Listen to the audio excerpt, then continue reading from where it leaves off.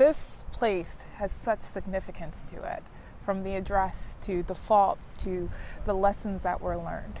What can we look at today as far as the lessons that are being learned today? It is and will always be historically the most powerful 3 minutes in our history, coming from President Abraham Lincoln, to restore the unity of the states and in the face of opposition of slave owners and the enslaved. So my answer would be, we must always remember those 3 major points that he made in his address. And the first one being that we must always remember, take heed to the reason and the cause that blood was shed on this sacred ground. The bodies, the families that were lost here. And President Lincoln was very mindful of that.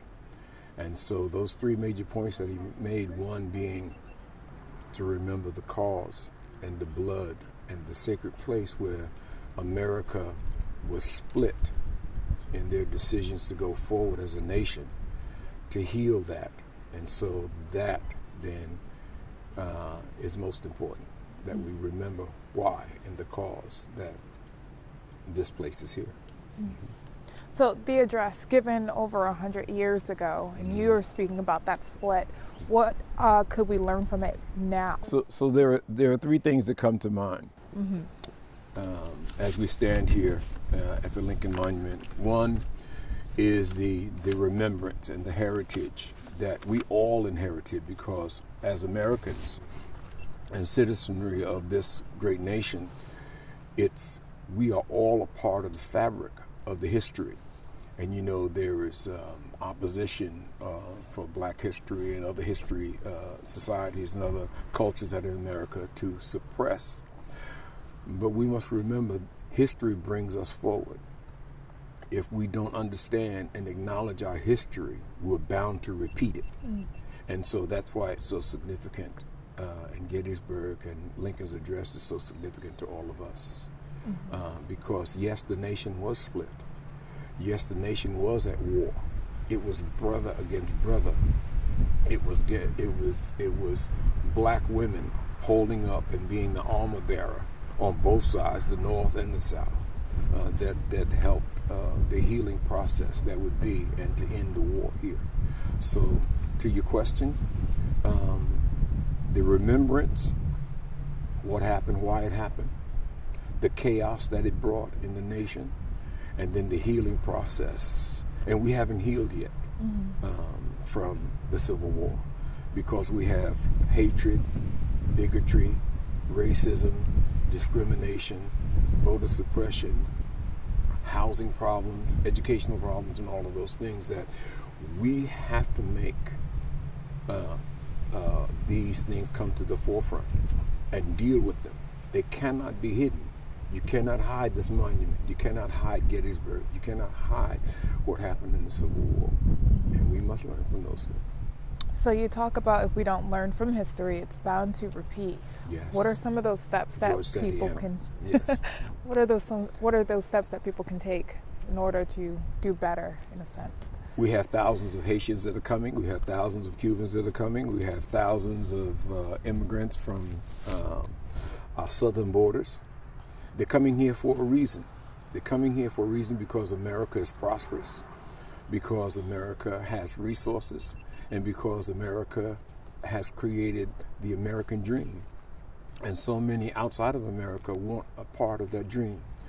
We here in America, we sometimes forget the struggles that we've been through, the struggles that we have now and the struggles that we must go through, and the strength that it's going to take to do that. And we are, and people need to understand that we are better together, because diversity is the strength of America. It's been all of us throughout history, in the wars that we've had, the educational institutions that we had, the governments that we have. And by the way, that was something that Lincoln said in his third remark. He said, we must always remember that is the government by the people, for the people. And so when we realize those and we move away from toxic learned behaviors, because if you have learned them, then they can be unlearned. And that's America's struggle today, to unlearn some of the toxic behaviors and thinking of the past. If we just look at what Lincoln said, those three main points that he gave us: a nation under God, refreshed, renewed, remembering the blood that was shed here, and moving on then to being a government by the people, for the people. That's where we need to be. All right, I have another question for you, and I want to make sure I get it right. So, what would you identify as the most significant challenges to achieving equality, and are there any proposed solutions to that? Yes, it's complex, because there are so many variables in the American life and in the American dream.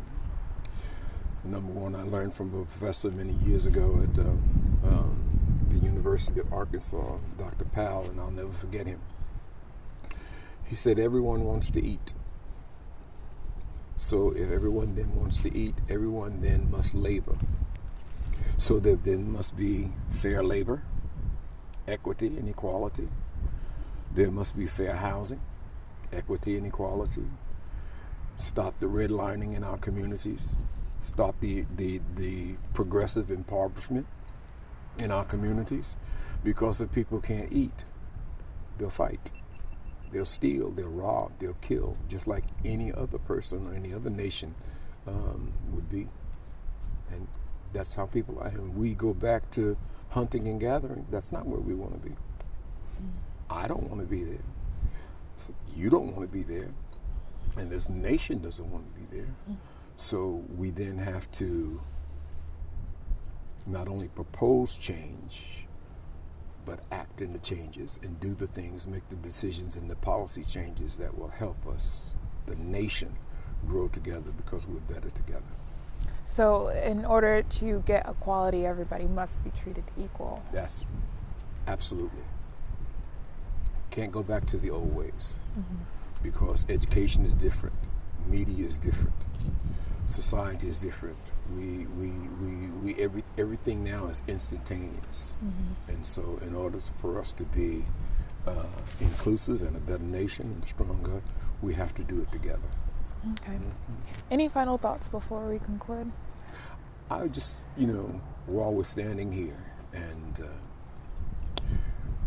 we understand how many young men were engaged in warfare here at Gettysburg.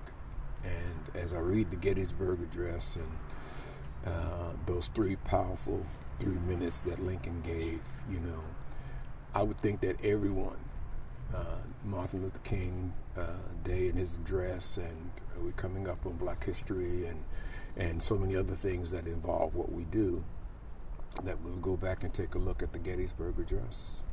And I believe that if we look at those three major points in there, that we would come back with a better ideology of how Lincoln saw America. And it's not undoable. We can get there. And the best way to get there is together.